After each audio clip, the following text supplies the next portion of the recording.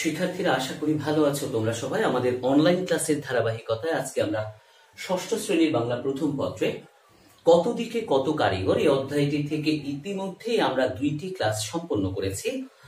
এখান থেকে যদি প্রয়োজন হয় আমরা আরেকটি ক্লাস করব। আজকে আমাদের একটি সৃজনশীল প্রশ্ন নিয়েই আমরা আলোচনা করব। শিক্ষার্থীরা, আমি ক্লাস শুরু করার আগে তোমাদেরকে জানিয়ে রাখি যে আগামী 25শে সেপ্টেম্বর থেকে আমাদের যেভাবে তোমরা অনলাইনে ক্লাস করো সেভাবে এই পর্যন্ত হওয়া ক্লাসগুলোর মধ্যে আমরা ইতিমধ্যে সিলেবাস দিয়ে দিয়েছি। প্রত্যেকটি ক্লাসে প্রত্যেকটি বিষয়ের সিলেবাস দিয়ে দেওয়া হয়েছে। সেখান থেকে বাংলা বিষয়েও আমরা যে সিলেবাস দিয়েছি সেখান থেকে 30টি বহু নির্বাচনী প্রশ্নের একটি পরীক্ষা তোমাদের আমরা মূল্যায়ন হিসেবে গ্রহণ করব। 25 তারিখ থেকে এটি কন্টিনিউ শুরু হবে। তো সিলেবাস রুটিন ইতিমধ্যে তোমরা পেয়ে গেছো, আমি আশা রাখি। এই মূল্যায়নটিতে তোমরা অবশ্যই অংশগ্রহণ করবে, এটি আমি বিশ্বাস করি। শিক্ষার্থীরা, আমরা আমাদের মিড টার্ম পরবর্তী যে ক্লাস, মিড টার্ম পরবর্তী ক্লাসগুলোতে আমরা ইতিমধ্যে বেশ কিছু আলোচনা তোমাদের আয়েশা মিস এবং আমরা গদ্য, পদ্য এবং আনন্দ পাঠের বেশিরভাগ চ্যাপ্টারই মোটামুটি শেষ করে ফেলেছি। যদি শেষ হয়ে থাকে তবে সেখান থেকে সবগুলো নয়, আমরা হয়তো 4টি বা 5টি চ্যাপ্টারের উপরে তোমাদের 30 নম্বরের যে বহু নির্বাচনী প্রশ্নের মূল্যায়ন, এটি তোমাদের প্রথম পরীক্ষা হবে। এটিতে শুধুমাত্র তোমরা যেটি করবে তা হচ্ছে ওখানে একটি প্রশ্ন দেয়া থাকবে, প্রশ্নের নিচে 4টি অপশন দেয়া থাকবে। সেই 4টি অপশনের মধ্যে যে অপশনটি সঠিক সেখানে শুধু জাস্ট ক্লিকটা করলে তোমার সঠিক উত্তরটি সেখানে ইনপুট হয়ে যাবে। সম্পূর্ণটি করার পর তোমার নাম, শ্রেণী, রোল নাম্বার, মোবাইল নাম্বার লেখার পর নিচে যে সাবমিট অপশনটি আসবে সেখানে শুধু সাবমিট দিলেই তোমার সেই পরীক্ষার খাতাটি বা তোমার সেই পরীক্ষায় প্রাপ্ত নম্বরগুলো আমার কাছে এসে জমা হবে, যেগুলো আমরা আবার তোমাদেরকে কি করব, আবার তোমাদেরকে জানাবো, যেন তোমরা তোমাদের মূল্যায়নটা বুঝতে পারো। তো আমি বিশ্বাস করবো আমাদের প্রত্যেকটি শিক্ষার্থী সেটি ভালো করেই অংশগ্রহণ করবে। তো শিক্ষার্থীরা, আলোচনা না বাড়িয়ে আমরা মূল আলোচনায় চলে যাই। আমরা আগেও বলছি, ষষ্ঠ শ্রেণীর বাংলা প্রথম পত্রের কত দিকে কত কারিগর এই প্রবন্ধ থেকে আমরা ইতিমধ্যে 2টি ক্লাস সম্পন্ন করেছি। প্রথমটিতে আমরা মূল চ্যাপ্টারটির প্রত্যেকটি লাইন ধরে আলোচনা করেছি। দ্বিতীয়টিতে সেখান থেকে প্রাপ্ত নতুন যে শব্দের অর্থগুলো, যে অর্থগুলোর সাথে তুমি পরিচিত নও, এই চ্যাপ্টারটিতে নতুন ভাবে পেয়েছি, সেগুলো নিয়ে আমি তোমাদের সাথে কথা বলেছি। এবং আজকে থেকে আমরা সেখান থেকে যে সৃজনশীল প্রশ্নগুলো হতে পারে, যেভাবে সৃজনশীল প্রশ্ন তৈরি হতে পারে, আমরা সেটি নিয়ে তোমার সাথে কথা বলবো। আমরা শুরু করি তাহলে। শিক্ষার্থীরা, তোমরা জানো যে মৃৎশিল্প, মাটি দিয়ে তৈরি শিল্পকে মৃৎশিল্প বলে। লেখক কুমোরদের গ্রামে গিয়েছিলেন, সেখানে কিভাবে রবীন্দ্রনাথ ঠাকুর, নজরুলের মুখাবয়ব, জয়নুলের চাকা ঠেলে তোলার ছবি, লালন ফকির, চাঁদ সওদাগরের যে ছবি, রবি ঠাকুরের মুখের অবয়ব, জাতির জনক বঙ্গবন্ধুর ছবি, তারা যে নিপুণ হাতের ছোঁয়ায় সেগুলো তোলেন, পাটাতে বিনিবন্ধরত রমণীর ছবি, অনেক সুন্দর এই জিনিসগুলো। আমাদের যে সমৃদ্ধ সংস্কৃতি, সেই সংস্কৃতিগুলো তারা তাদের মাটির ছাপের মাধ্যমে, মাটির এই ছাঁচের মাধ্যমে, ছোপের মাধ্যমে ওনারা তৈরি করেন, যেগুলো আমরা আমাদের গৃহসজ্জার জন্য ব্যবস্থা করি, আমরা নিয়ে রাখি। আগের সেই মৃৎশিল্পের যে সৌন্দর্য, আগের মৃৎশিল্পের যে ব্যবহার, এখনকার সময় কিন্তু হয়তো সেভাবে আমরা পাই না। তো এটি তোমাদের এই বইতে এই চ্যাপ্টারটি দেওয়ার পেছনে কারণ হচ্ছে আমাদের যে সংস্কৃতি, আমাদের যে ঐতিহ্য, সেই ঐতিহ্যকে যেন আমরা টিকিয়ে রাখতে পারি, তারই লক্ষ্যেই কিন্তু এই কাজগুলো করা। তো এই পাঠের মাধ্যমে আমরা যেন আমাদের নিজস্ব যে সংস্কৃতি, সেই সংস্কৃতিকে আমরা যেন বুকে ধারণ করতে পারি, সেই সংস্কৃতিকে আমরা যেন লালন পালন করতে পারি, তার লক্ষ্যেই কিন্তু এই কত দিকে যে কত কারিগর এই প্রবন্ধটির এখানে উল্লেখ করা হয়েছে। শিক্ষার্থীরা, আমি উদ্দীপকটি আগে পড়ে শোনাচ্ছি, তোমরা উদ্দীপকটির দিকে খেয়াল করো। ভাস্কর্য, নরম মাটি দিয়ে কোনো কিছুর রূপ দেয়া বা শক্ত পাথর কেটে কোনো গড়ন বানানো। আবার বলছি, নরম মাটি দিয়ে কোনো কিছুর রূপ দেয়া বা শক্ত পাথরকে কেটে কোনো গড়ন বানানো, একটা মুখাবয়ব বা কোনো কিছু তৈরি করা। বিশেষ এই ধরনের ছাঁচ বানিয়ে গলিত মেটাল ঢেলে গড়ন বানানো, এই ধরনের কাজকে বলা হয় ভাস্কর্য। কেমন? ভাস্কর্যটা আরেকটা জিনিস।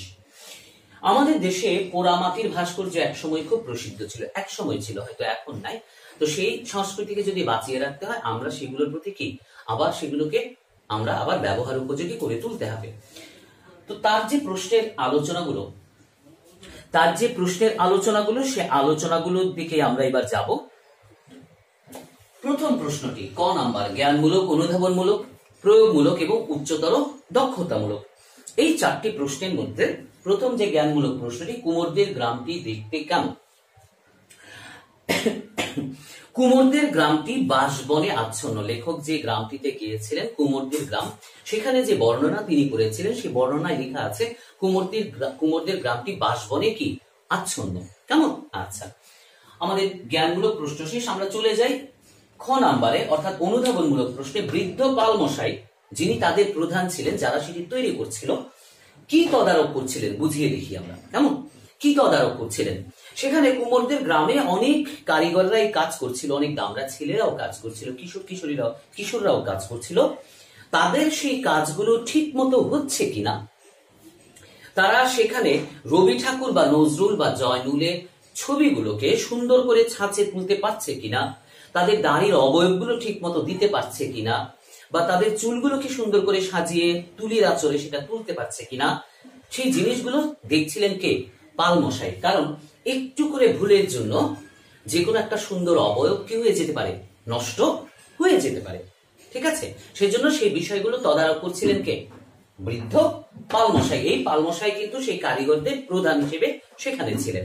কেমন? আচ্ছা, এইবার আমরা চলে যাই উদ্দীপকে কত দিকে কত কারিগর প্রবন্ধের কোন দিকটি ফুটে উঠেছে। এই যে উদ্দীপকটি, এখানে ভাস্কর্যকে নিয়ে আলোচনা করা হয়েছে। আমরা কি কুমোরদের মাটির ছাঁচে মৃৎশিল্পকে নিয়ে কথা বলেছি। হ্যাঁ, সেটাও আমাদের নিজস্ব সংস্কৃতি, এটাও আমাদের সংস্কৃতি। শিক্ষার্থীরা লক্ষ্য করে দেখো, এখানে যে বিষয়টিকে সামনে আনা হয়েছে যে কত দিকে কত কারিগর যে গল্প, সেখানে কুমোরদের গ্রামে কুমোররা কিভাবে মাটির এই শিল্পগুলোকে তৈরি করে, সেগুলো তৈরি করতে গিয়ে সেখানে কত আন্তরিকতা বা কত তাদের নৈপুণ্য তারা সেখানে প্রদর্শন করে থাকে, সেগুলো সম্পর্কে এই প্রবন্ধের আলোচনায় আমরা জেনেছি। সেখানে আমরা দেখেছি মাটির পাটায় কিভাবে কারো মুখের অবয়ব তোলা হয়, নদীর ছবি, পালতোলা নৌকার ছবি দেয়া হয়, কেমন বেণীবন্ধরত কোন রমণীর ছবি দেয়া হয়, কিভাবে ছাঁচের মধ্যে সেগুলো তোলে সেটি আমরা দেখতে পেয়েছি। কারণ এগুলো আমাদের সমৃদ্ধ সংস্কৃতি, এগুলোই আমাদের ঐতিহ্য, আমাদের গ্রাম বাংলার ঐতিহ্য। এই পুরো আলোচনাটাতে তিনি একইভাবে যেমনি রবি ঠাকুর, কবি কাজী নজরুল, জয়নুল আবেদিন, চাঁদ সওদাগর বা নজরুলের গাড়ির চাকা ঠেলে তোলার ছবি, এমন অনেকগুলো যেগুলো আমাদের এখন আমরা যেগুলো সম্পর্কে প্রত্যেকেই জানি, এমন প্রত্যেকটা মানুষ সম্পর্কে যাদেরকে আমরা অনেক জানি, শ্রদ্ধা করি, তাদের মুখের অবয়ব বা তাদের শারীরিক সৌন্দর্যগুলো বা যেই ছবিগুলো অনেক বেশি প্রচলিত, সেই ছবিগুলোর অবয়ব ফুটিয়ে তোলেন কারা? এই কুমোররা। কি দিয়ে? তাদের ছোট্ট মাটির তুলির আঁচড় দিয়ে। সেই আঁচড়ে, প্রতিটা আঁচড়ের ভাঁজে ভাঁজেই কিন্তু কি থাকে? তাদের আন্তরিকতা লুকিয়ে থাকে, তাদের নৈপুণ্যগুলো লুকিয়ে থাকে, তাদের শিল্প সত্তাগুলো লুকিয়ে থাকে। সেই শিল্প সত্তাগুলোকে ফুটিয়ে তোলার লক্ষ্যেই কিন্তু লেখক কত দিকে কত কারিগর রচনাটি আমাদের এই পাঠ্য বইয়ে অন্তর্ভুক্ত করেছেন। এখন যদি এই আলোচনার সাথে সাথে একইভাবে আমরা যদি মূল উদ্দীপকের আলোচনায় যাই, সেখানেও কিন্তু কার কথা বলা হয়েছে? মাটি দিয়ে কোনো কিছু রূপ দেয়া বা শক্ত পাথর কেটে কোনো কিছুর গড়ন বানানো। শক্ত পাথর দিয়ে বানানো দেখো নাই তোমরা? অনেক বড় বড় প্রতিমূর্তি আমরা দেখি, ভাস্কর্য বলি যেগুলোকে, আমরা ভাস্কর্য বলি যেগুলোকে, সেগুলো মাটির পাথরকে কি করে? ছোট ছোট করে কুটি কুটি করে আস্তে আস্তে আস্তে আস্তে একটা মানুষের মুখের অবয়ব হিসেবে তৈরি করা হয়। এবং অনেক সময় গলিত মেটাল ঢেলেও কি করা হয়? এগুলো তৈরি করা হয়। এই ভাস্কর্য আমাদের দেশেও একসময় কি ছিল? অনেক বেশি প্রসিদ্ধ ছিল। কোথায়? আমাদের দেশে। কেমন? আচ্ছা, এবার দেখো উদ্দীপকের আলোচনায় লোকশিল্পের ক্ষেত্রে কতটুকু, উদ্দীপকের আলোচনা লোকশিল্পের ক্ষেত্রে কতটুকু প্রযোজ্য, তোমার মতামত দাও। তোমার এখানে তোমার মতামতটাকে ফুটিয়ে তোলার কথা বলা হয়েছে। এখানে দেখো এরা যে আলোচনাটা করেছে, আলোচনাতে কত দিকে কত কারিগর রচনায় সৈয়দ শামসুল হক আমাদের যে লোকজ সংস্কৃতির বাস্তব চিত্র, শামসুল হক আমাদের লোকজ সংস্কৃতির যে সুন্দর চিত্রটি, যে ঐতিহ্যগুলোকে এখানে ফুটিয়ে তুলেছেন, তার চিত্রই দক্ষ কারিগরদের মাধ্যমে তুলে ধরেছেন। উদ্দীপকে তার প্রতিফলনগুলো কিন্তু দেখা যায়। দেখা যায় না? হ্যাঁ, দেখা যায়। এই জন্যই যে কিভাবে তারা মাটির ছাঁচগুলো তৈরি করেন, কারা করেন, তারা কতটা নৈপুণ্য বা শিল্প সত্তাকে কাজে লাগিয়ে করেন, সেটাই ফুটিয়ে তুলেছেন সৈয়দ শামসুল হক। আলোচ্য এই রচনায় একজন এই মৃৎশিল্পীদেরকে দিয়ে লেখক মাটি দিয়ে যে ফুলের নকশা, রবীন্দ্র নজরুলের ছবি, উড়ন্ত পরী, ময়ূরপঙ্খী নৌকা ইত্যাদি অনুষঙ্গগুলোকে তিনি এখানে উপস্থাপন করেছেন, এজন্যই যে তারা সেগুলো মাটির ছাঁচে তৈরি করেন।